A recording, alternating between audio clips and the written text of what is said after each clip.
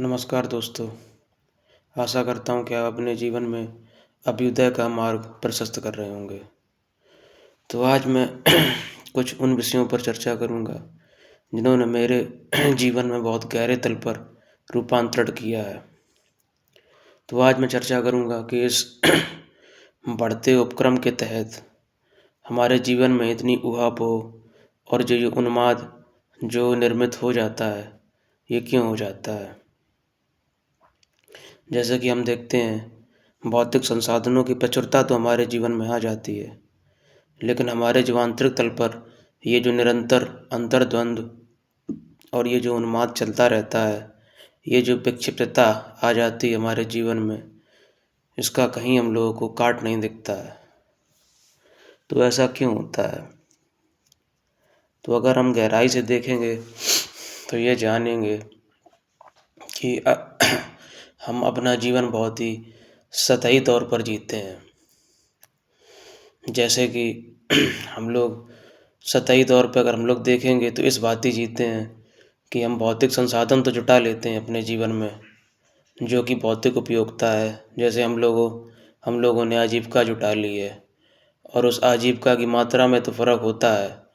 हम लोग परिग्रह की स्थिति में कि हम लोग जितना संग्रह कर पाएँ, उस हिसाब से हमें समाज में एक मूल्यांकन अपना स्थापित कर पाएंगे। लेकिन कहीं ना कहीं वो मूल्यांकन स्थापित करने के चक्कर में हमारी जो एक आंतरिक मांग है, जो कि चाहती है कि एक शांति और एक नई भावना का उदय हो, वो कहीं ना कहीं हम उससे वंचित रह जाते हैं। तो ये क्यों होता है? तो अगर हम इसको बहुत गहराई से देखेंगे तो हम देखेंगे कि हम सतही तौर पर तो चीज़ों के प्रति सचेत रहते हैं, लेकिन हम अपने मन के साक्षी नहीं हो पाते हैं। और मन का साक्षी होना हम लोगों को करीब करीब असंभव लगता है, क्योंकि मन का उद्रेक इतना ज़्यादा होता है या मानसिक विक्षेप इस कदर होता है कि हम लोगों को लगता है करीब करीब ये अनियंत्रित है या हम लोगों के काबू में नहीं है। तो अगर हम लोग ध्यान से देखें तो असल में हम संसार से नहीं, अपने ही विचारों और भावनाओं के वेग से परेशान रहते हैं। क्योंकि संसार के क्रियाकलाप जो कि अनवरत चलते रहते हैं, उनमें जो हमारा मन हमेशा आक्षेप करता है, हमको वर्तमान के क्षणों के संस्पर्श में पूर्ण रूप से आने नहीं देता है।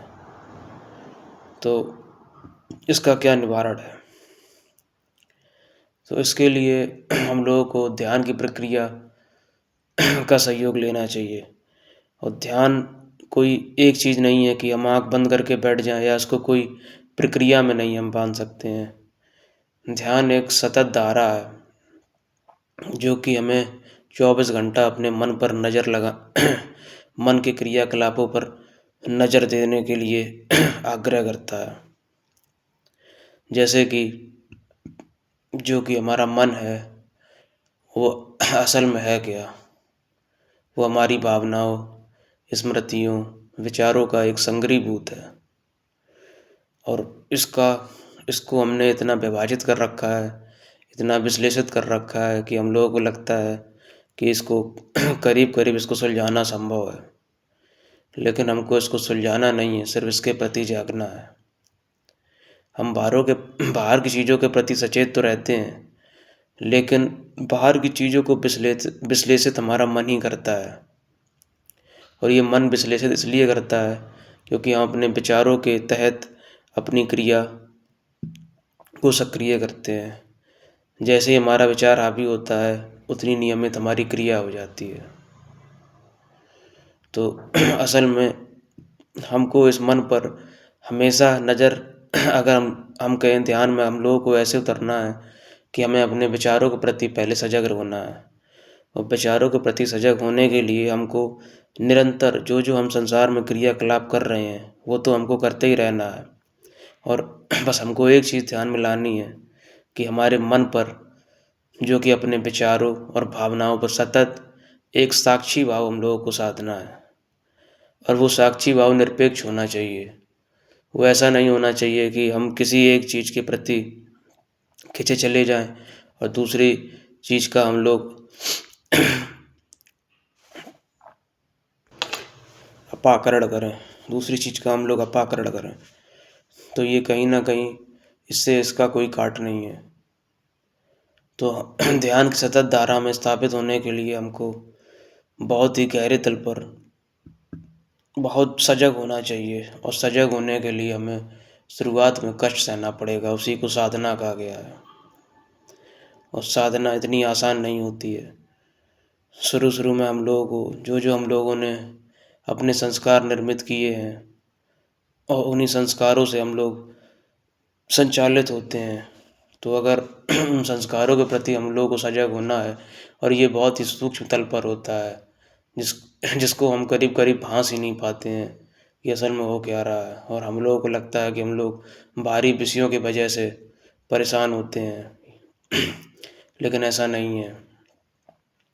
भारी विषय तो हैं, लेकिन उनका तादाद हमारे मन से है और अपने विचारों से है।